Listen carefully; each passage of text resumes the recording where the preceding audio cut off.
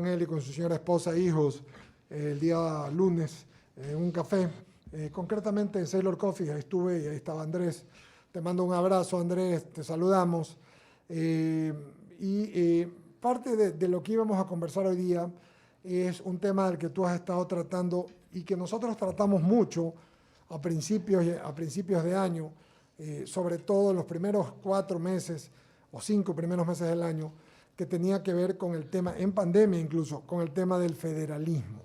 Sobre lo mismo, Andrés Ortiz, quisiera que brevemente nos hagas, porque de esto hemos hablado mucho contigo y con José Illingworth, pero nos hagas un brief rápido para hacer dinámica la entrevista y poder preguntar e ir adelante con la misma. Buenos días, Andrés Ortiz. ¿Qué fue, Eduardo? ¿Cómo estás? Buenos ¿Cómo te días, va? Jaime, a Ramiro, a Wendy. Un gusto, como siempre, estar con ustedes. Bien, básicamente creo que la intención de explicar un poco este tema es porque en los últimos meses y realmente semanas, diría yo, y a partir del 9 de octubre, algo que a mí me llamó poderosamente la atención fue la locución del 9 de octubre del abogado Nebot, diciendo que era necesario buscar mecanismos alternativos al centralismo, sin darle nombre y apellido. Es decir, él no estuvo muy de acuerdo de llamarlo federalismo, ¿no? Y yo creo que en esa línea, me parece que siendo un actor político todavía vigente, me pareció plausible que en una fecha histórica de la ciudad, un exalcalde, 2 veces candidato presidencial, haya hablado con tanta claridad, defendiendo un modelo diferente para el país. Entonces, en esa línea, yo no soy de la línea tampoco de etiquetar las cosas, Eduardo. Yo lo he escrito, el otro día Miguel Hernández tuvo la gentileza de invitarnos a un webinar de la Católica con la profesora Miriam Ibanega de Argentina y con Pedrito Valverde, para hablar de este tema desde el punto de vista académico. Y la verdad que coincidíamos en que aquí lo importante era ver la forma de irle dando más poder a las provincias y a los cantones, y cuando se habla de poder se habla de competencias, y cuando se habla de competencias se habla de recursos. Yo no sé si el país hoy está preparado para transitar de un estado central a un estado federal, básicamente porque en principio se debería hacerlo a través de una asamblea constituyente, con lo cual yo no sé si están dadas las condiciones hoy para un proceso constituyente. Pero aquí hay algo muy importante, y es un tema ciudadano. O sea, esto no puede ser un tema que nazca de la academia ni de un grupo de entusiastas ecuatorianos que desean cambiar el modelo porque plausiblemente se puede demostrar que es inequitativo e injusto. Yo creo que esto tiene que nacer como nació en Estados Unidos, ¿no? Ese es un gran problema y es lo que explicaba la profesora Ibanega cuando decía que Argentina, con todos sus defectos, es un Estado federal, y lo explicó ella muy bien desde 1850. Entonces, hablar del Ecuador de federalismo es bastante complicado porque todo el sistema, toda la legislación, toda la estructura del Estado está destinado a manejarse de forma centralista, de una forma en la que difícilmente, si la ciudadanía no toma cartas en el asunto, yo creo que es un modelo o sea, va a quedar siempre como un sueño utópico, porque lo podremos discutir y en una radio, en una televisión, pero si realmente los políticos, y en este caso hay que agradecerle al abogado Nebot que haya puesto esto en el debate, realmente no se dan cuenta de lo injusto que es el sistema central del poder, pienso que estamos perdidos, porque si la ciudadanía a través de sus personajes más destacados, que son los políticos y en este caso los partidos o movimientos políticos, yo veo muy difícil, Eduardo, que esta idea de entender que el poder debe manejarse de forma horizontal y no vertical, estamos mal, porque si seguimos pensando que la forma de manejar un país es de forma vertical, es decir, desde el centro hacia la periferia, más allá del esfuerzo que hizo el constituyente de Montecristi de darle más competencias a los gobiernos municipales y provinciales, sinceramente yo veo que lo que está pasando en la seguridad social, lo que está pasando en materia del IVA, en materia de reparto de impuestos, va a ser muy difícil que cambie. Es decir, yo lo veo complicado, pero bueno, nunca se pierde la esperanza, ¿no? La Andrés, idea es esa, ¿no? Pero, por ejemplo, Argentina con el sistema federal no le ha ido bien, a Venezuela tampoco, a México tampoco. Seguramente es Estados Unidos y Canadá a los que les ha ido bien. Creo que Brasil también es federal. Lo que te quiero decir es que esto debe nacer, como bien dices tú, más allá de los políticos, debe nacer de la ciudadanía, ¿no? La ciudadanía debe tener un criterio, por eso es que es importante hablar de esto, un criterio sobre el mismo tema. En España hemos conversado eso contigo, mucha gente critica, que dicen que el tema autonómico lo único que hizo es hacer ganar más burocracia y que mira que no ha tenido todo el resultado por lo de Cataluña, por decirte. Entonces, ¿no te parece que debe la ciudadanía entender y hablarse un poco más del asunto para que más allá de una propuesta política partidista tenga que ver con la ciudadanía? Sin duda, solo una pequeña precisión. El caso de Venezuela no lo toquemos porque eso es cualquier cosa menos un Estado. O sea que yo ahí no opinaría. Pero hay federalismo, Pero, ¿no? Pero es Estado federal, sí, es federal, ¿no? ¿Verdad? según la Constitución sí, Según la pero en la Constitución, práctica sí. no existe. Pero en el caso argentino yo te digo algo, es decir, más allá yo hablo, cuando uno habla de federalismo uno tiene que entender varias cosas. Primero, que es el reparto del poder, y segundo, el reparto económico y el reparto de competencias. Y en eso Argentina lo ha hecho bastante bien. La ciudad de Buenos Aires es una ciudad autónoma, tiene su propio estatuto. Las otras provincias en Argentina tienen su constitución. En México pasa igual. Cada estado tiene su constitución, como pasa en Estados Unidos. O sea, los modelos en Argentina y en México no han fracasado desde el punto de vista conceptual, más allá de los malos manejos políticos y de la inmensa pobreza que en algunas ocasiones o etapas de su vida histórica federal han sufrido Argentina y México. Yo creo que esa precisión es importante. El modelo federal no ha fracasado, han fracasado las políticas o las políticas públicas impulsados por esos gobiernos federales. Y coincido, sí, sinceramente, el tema no es si el país es grande o pequeño o si el país está preparado o no para un cambio. Yo creo que el país sí está preparado para un cambio, pero creo que los políticos, o lo escuchaba el otro día Carlos Larreategui, que él creo que es rector de la UDLA, ¿no? Sí, señor, de la Universidad de las En Américas. en el programa de Coavisa que maneja creo que Carlos Araujo, criticando ferozmente al discurso de Nebot, diciendo que era un discurso separatista, revanchista, y que el federalismo guayaquileño es separatista. Y yo discrepo, yo no sé si se habla desde la ignorancia o desde la mala fe. Espero que sea desde la ignorancia, porque si fuera mala fe me preocuparía de un tipo talentoso como Larreategui, porque primero el modelo federal no es un modelo guayaquileño, que es lo que típicamente se quiere vender. O sea, para cambiar un estado o somos unitarios o somos federales, pero no es que Guayaquil se vuelve federal, no sé si me explico. Claro. Y ahí viene la mala fe, porque en la entrevista Larreategui dice que el modelo guayaquileño federal, no, es que no es un modelo de convertir a Guayaquil en un estado federal, es convertir al Ecuador en un estado federal. Entonces, quienes se sienten cómodos son aquellos que reciben las rentas y que manejan las rentas. El caso de Guayaquil fue patético. Cynthia Viteri ha tenido que poner dos acciones de protección para que le paguen un IVA que constitucionalmente se lo tienen que devolver en 30 días. Y resulta que el gobierno se quedó 9 meses con ese IVA. Claro. La Constitución también dispone que las rentas de los municipios y consejos provinciales, la transferencia es automática y directa. Y resulta que se utiliza para pagar a burocracia y otros rubros que no son los que constitucionalmente les corresponden. La educación y la salud tienen prioridad. Y tú sabes, en el caso de las diálisis de mi padre, sí, a mi padre le han terminado debiendo 9 meses las diálisis, cuando según la Constitución, tanto las universidades como los hospitales tienen prioridad constitucional en el pago. Ese es el modelo que yo critico. No quito capital, no que la capital... Me explico, hay un error conceptual aquí. Aquí hay un tema que hay que cambiar.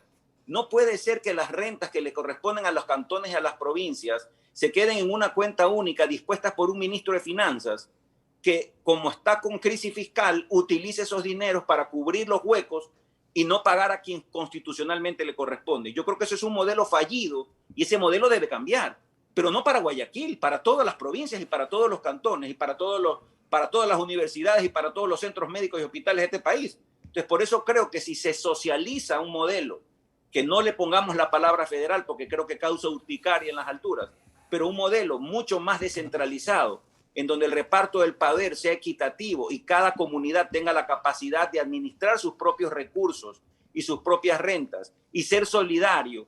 El otro día me entrevistaba María Josefa Coronel, Eduardo. Tú sí sabes, ustedes saben, no sé si sepan, que el Registro Civil Municipal de Guayaquil reparte el 10% de sus ingresos brutos al gobierno central. Yo creo que nadie sabe eso. No, nadie sabe. Bueno, ahí está. Ese es el modelo solidario del que el que más tiene reparte. A mí me tocó ser parte de la mesa de negociación por delegación del abogado Nebot, cuando el abogado Nebot era alcalde. Perfecto. Ahí está. Algo le pasó a Andrés Ortiz. Estamos... No, está. aquí estoy. ¿Qué pasó? Ya, dale, sigue por favor. Se te cortó. Dale. Está Tu cámara. Sigue nomás, sigue. Se te apagó la cámara, Andrés. No hay problema. Ya. Te escuchamos bien, te escuchamos bien. Lo que pasó fue que se obligó, no que se obligó, se conversó y nos demostraron que el Registro Civil Municipal de Guayaquil reportaba el 90% de ingresos de todos los registros civiles del Ecuador. Y que si Guayaquil se quedaba con todo, se destruía el sistema de registro civil en el Ecuador. Lo cual o sea, de todo lo que se recaudaba en Guayaquil se pagaba el 80% de los sueldos de todos los otros registros civiles. ¿Qué se decidió? Que el 10% de los ingresos no netos, sino brutos, se repartan a todos los registros civiles. Eso es un modelo solidario que se puede replicar, porque claro, habrá comunidades, pueblos, regiones o como se los quiera llamar, que van a tener excedentes y por lo tanto no deben quedarse con el excedente, deben repartirlo, y así como habrá provincias, cantones o regiones que sean deficitarias, recibirán de quienes son excedentarios esa parte solidaria. Entonces, a mí me parece que lo justo y en plena campaña electoral sí sería interesante preguntarle a los candidatos si se sienten cómodos con este modelo que realmente perjudica a 23... Quito es perjudicado. Es que Quito es uno de los cantones que por si acaso tampoco recibe a tiempo sus rentas. Y esto es lo más paradójico. O sea, uno de los municipios que más se perjudica porque es uno de los que más recibe sus rentas del Estado es Quito. O sea, quien sufre del centralismo, aunque parezca chistoso lo que voy a decir, es Quito.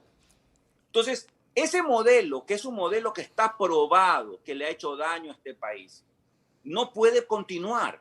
Entonces, yo coincido contigo. Si esto no viene de la ciudadanía, y yo creo que estos son los medios y estos son los espacios, y por eso te agradezco, Eduardo, porque creo que estos espacios son necesarios, porque es importante que la ciudadanía conozca que sus recursos y sus impuestos no son correctamente distribuidos a lo largo y ancho del país. Yo creo que ese debe ser el gran debate nacional. Quizá en esta elección ya es muy corta, hay temas más acuciantes, tenemos una pandemia, tenemos una crisis fiscal importante, hay que sacar el país adelante, pero yo creo que este tipo de decisiones no deben diferirse en el tiempo. Yo creo que sería un error no hablar de esto y obligar a los políticos, como lo hizo, tú debes recordar, Humberto Mata, en esa histórica consulta popular del año 2000, que ni Nebot ni León se querían sentar en la mesa y Humberto Mata los obligó a sentarse, ¿no? Porque ellos no querían coger la bandera de la autonomía y cuando se dieron cuenta, el 96% de los guayaquilenses votaron por un régimen autonómico, al igual que otras 4 provincias en el país. Entonces, ¿de qué estamos hablando? Es decir, sí hay un sentimiento. No pasó absolutamente nada, Andrés. La elección se dio y no pasó nada, debió haber pasado, ¿no? Claro. Pero claro, porque los políticos, pese a que la ciudadanía dio un claro mandato, dio una orden, esa orden no se cumplió. Entonces, increíble. Es un tema que hay que analizarlo desde el punto de vista constitucional, pero también práctico, y creo que tu pregunta en eso es muy válida, ¿no? Porque la gente está más preocupada de conseguir trabajo, de llevar el pan a la mesa, que hablar de federalismo, yo lo entiendo. Pero eso también es ser egoísta, porque si bien es cierto, todos tenemos que estar preocupados de llevar la comida a nuestra casa y de que hay temas acuciantes que tenemos que resolver, hay temas macro que nos corresponde a quienes estamos en la academia y quienes nos debemos también al ámbito político, en mi caso indirectamente, pero que he estado involucrado con los gobiernos seccionales. Creo que es necesario abrir un espacio de debate y ojalá ustedes y los medios pudieran indagarle a los candidatos a ver qué es que piensan de esto de aquí, porque puede ser que yo esté equivocado y que realmente eso no sea un tema importante que solucionar, pero, por ejemplo, la consulta de Nebot, que tiene 3 o 4 preguntas muy interesantes, y espero que la Corte Constitucional en eso abra un espacio que permita esas preguntas, el tema del IVA, el tema de la cuenta única del Tesoro con los gobiernos locales y las universidades, me parece que hay 3 o 4 preguntas que van en esa línea de darle y de dotar de mayor autonomía a los gobiernos locales, a las universidades y a la seguridad social. Sí, Ojalá bien. que esas preguntas sean aprobadas y luego consigan Vamos el voto con Ramiro, popular, Andrés, que sería vamos con fantástico, ¿no? Andrés, has refrescado la memoria con aquello de la consulta, que si mi memoria no está mal, era el enero 23 del 2000. Y si mi memoria no está mal tampoco, era uno de los puntos que provocaban y estaban en el manifiesto indígena militar que provocó la caída del presidente Yamil Maguad. Entonces, nada de esto es ajeno a la realidad, porque como tú has citado, pero creo que te olvidas de algo, en la capital de la República, si bien es cierto, el municipio es el menos atendido, hay otra realidad. Hay un gobierno paralelo, que es el gobierno nacional, que da de comer también a muchas familias dentro de la capital de la República. Adicionalmente, es la sede de las embajadas, otro rubro importante, y además de eso, las compañías petroleras están obligadas a fincar su domicilio en la capital de la República. Con todas estas variables es que nace aquello que tú escuchas y dices en una interpretación que el asiento coja, porque la capital de la República sí es beneficiada por el centralismo. A ver, sí, yo por eso me parece importante la diferencia, porque una cosa es el municipio como tal, que es parte de los 221 que reciben las rentas por mandato constitucional, y otra cosa es Quito capital, cuna del centralismo. Sin duda, son dos cosas que hay que diferenciar clarísimamente, ¿no? Y una de las cosas que Eduardo decía al inicio, que era que en España efectivamente la burocracia había aumentado. Hay Eliseo Ajá, que es un profesor de Cataluña, que habla del estado de las autonomías en Barcelona. Él hace un análisis y hay un cuadrito muy interesante, cómo se reduce el gobierno central casi a la mínima expresión, claro, y el que aumenta es de las comunidades autonómicas y algo de los municipios, pero lo que hay es una clara disminución de la burocracia en Madrid. Y yo pienso que eso es una de las grandes barreras que, coincidiendo contigo, Ramiro, de lo que habrá que luchar, ¿no? Porque realmente Quito vive de eso, ¿no? De lo que estás comentando, y eso es parte de la inequidad de este país, ¿no? La concentración de muchas multinacionales, la concentración de empresas.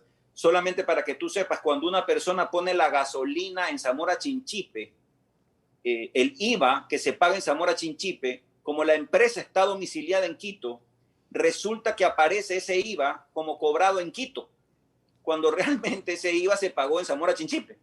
Entonces, incluso en la forma de determinación de la recaudación de algunos tributos como el IVA, existe inequidad. Es decir, no hay un reflejo real de lo que representa el IVA a nivel de cada una de las provincias y de cada uno de los cantones. Entonces, efectivamente, yo pienso que una de las cosas con las que tenemos que luchar es diferenciar Quito municipio con Quito presidencia de la República, claro. El poder en central, sí mismo, ¿no? Central, y ahí es donde tenemos que ver la necesidad de un cambio en la estructura del Estado. Yo no tengo la menor duda de que va a servir mucho. Lamentablemente estamos en época de crisis. Lamentablemente ahorita repartir ¿qué? Si tenemos un presupuesto que tenemos 8.000 millones de dólares de déficit, esperemos que llegue, no sé si el siguiente, los 2.000 millones creo que llegan en diciembre, si no me equivoco. Sí, señor. Con lo cual pues se disminuirá un poco menos de la mitad del déficit fiscal. Entonces claramente dice, ¿para qué me vas a repartir si no tienes? Es decir, ese también es otro tema, ¿no? Y otro tema que te voy a poner sobre el tapete, Andrés, que no tiene nada que ver académico, pero sí es un tema político. Hace ya algunos años, por allá unos 30, en la capital de la República se dieron cuenta del poder económico en Guayaquil y se encargaron de irlo minando. Hablemos de las crisis bancarias, no pongamos nombres, pero veamos realidades, del afincamiento de las transnacionales en la capital de la República, un poco hacer aparecer a la capital de la República como más productiva. Así, sistema financiero, hasta en el deporte.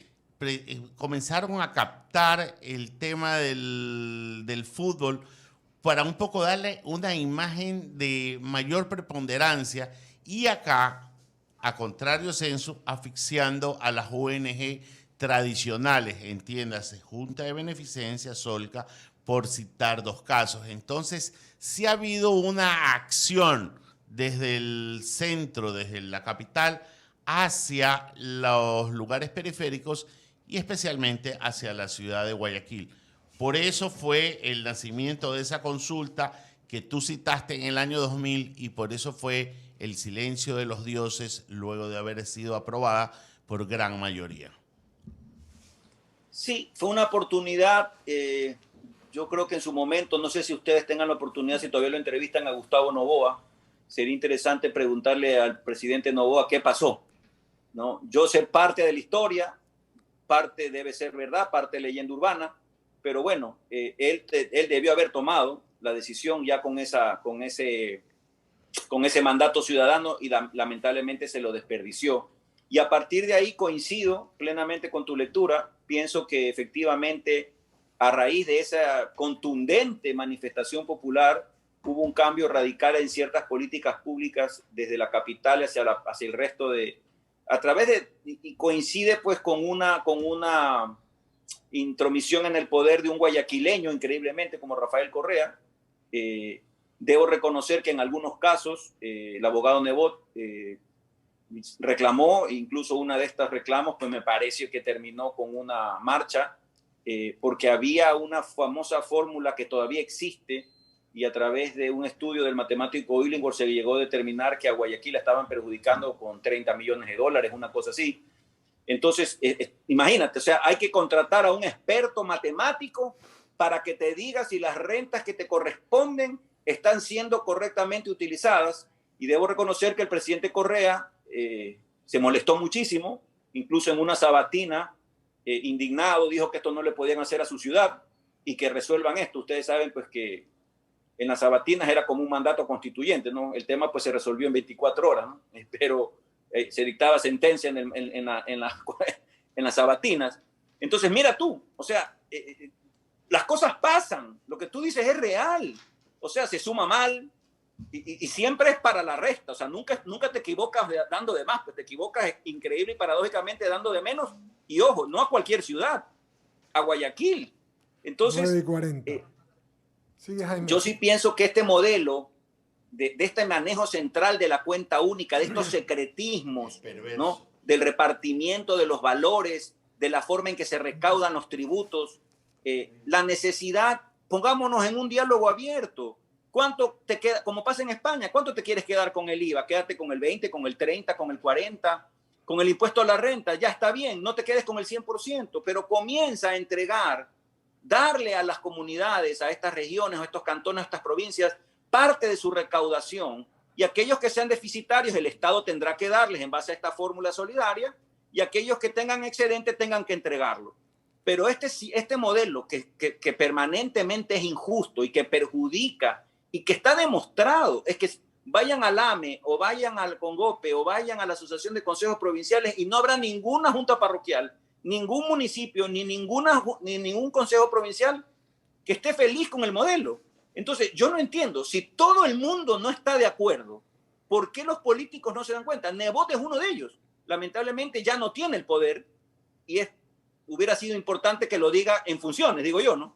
Pero en todo caso, siendo un actor político importante y habiendo preguntas en la consulta popular que atienden justamente a esta injusticia, pienso que a través de estos mecanismos de consulta popular, a diferencia de que aquí hay un actor político como Nebot que sí se va a encargar a través de su bloque legislativo más la unidad con Creo, yo me imagino que si la consulta popular, luego de la recolección de firmas y la votación correspondiente, se llegasen a aprobar esas preguntas, pienso que esas preguntas van a ser un gran inicio para un cambio en este país. Yo confío plenamente que algunas de estas preguntas que finalmente ojalá la Corte las apruebe y sean luego pues aprobadas por los ciudadanos, abran este camino, ese diálogo que, como bien es el programa de ustedes, es necesario y que Eduardo pues muy bien lo ha visualizado, de que necesariamente se abra un gran debate nacional, porque sin un gran debate nacional este tema va a quedar y lo vamos a seguir discutiendo. Miguel Hernández decía, doctor Ortiz, yo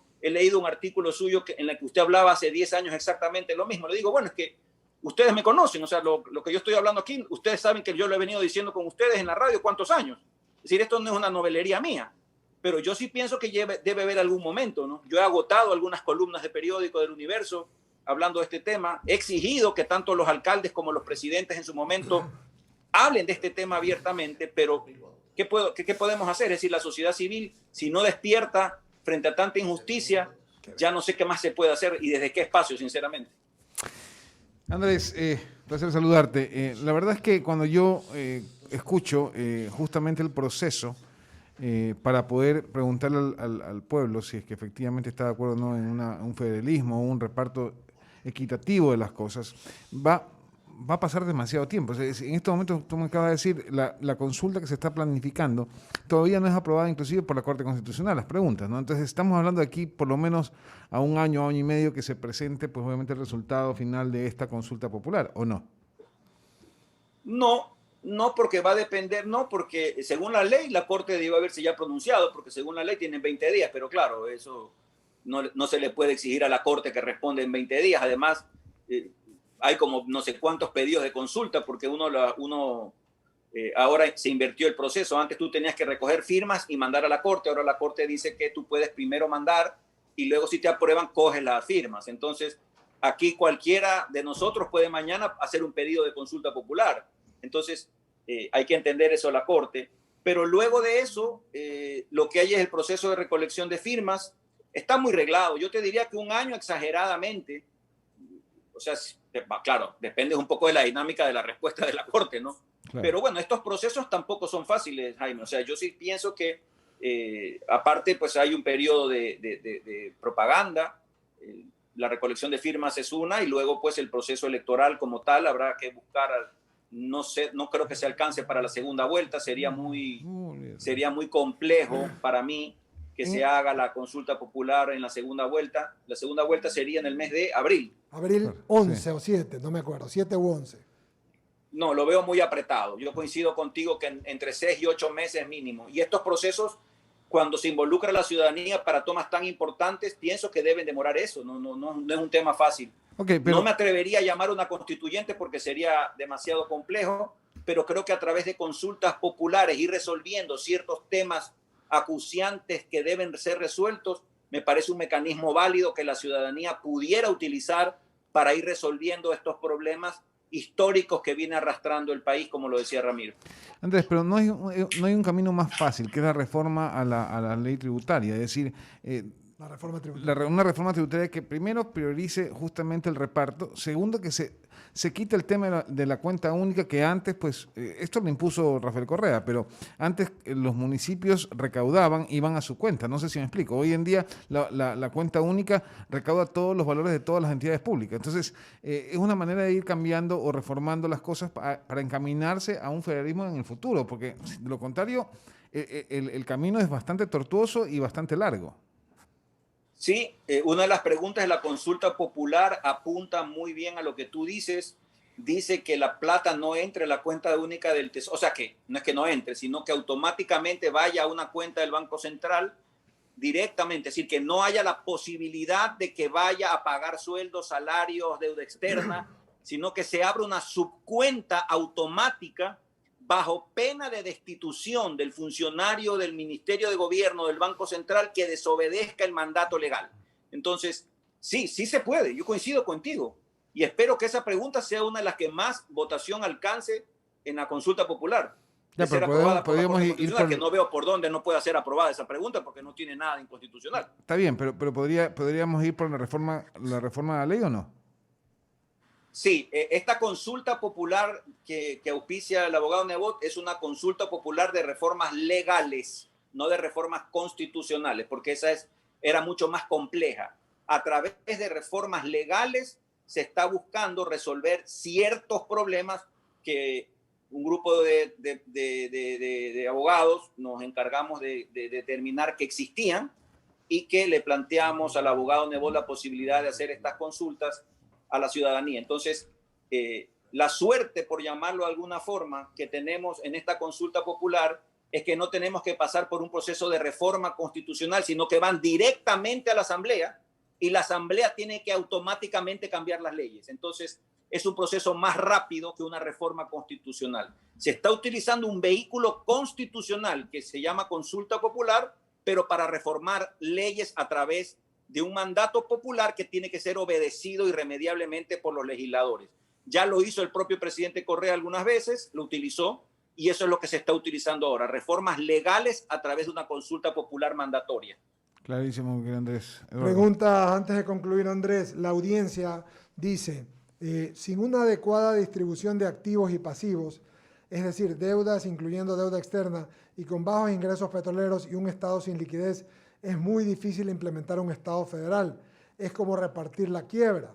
Hay provincias que no podrían mantenerse cuando más del 70% de los ingresos dependen del Estado central. Difícil obligar a pagar por ley si no tiene el estado de flujo de caja. Te doy algunos datos de lo que dice Andrés, algunas personas, ¿no? Otros dicen, busquemos un modelo justo pero propio, con justicia social y seremos otro país, ¿no? Bueno, ahí están algunos comentarios y criterios, Andrés. Ortiz, agradecerte tu gentileza y tu amabilidad para con nosotros y seguiremos conversando. Sí, muchísimas gracias. Solamente una precisión, si me permites un minuto, del amigo oyente, que se le agradece su opinión.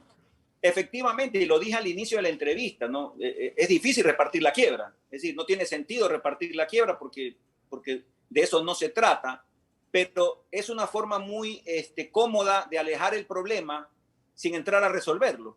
Obviamente que hay que hacer estudios actuariales, hay que hacer estudios matemáticos. Esto no solamente es un tema de querer o de intención o de un sueño, no. Esto es un tema técnico y una de las grandes ecuaciones que deben resolverse en la transición de un Estado central a federal es justamente lo que el amigo oyente nos ha dicho. Es necesarísimo entrar en un análisis muy preciso desde el punto de vista técnico, econométrico, económico, para poder determinar estas posibles falencias que pueden haber entre los estados excedentarios y los deficitarios.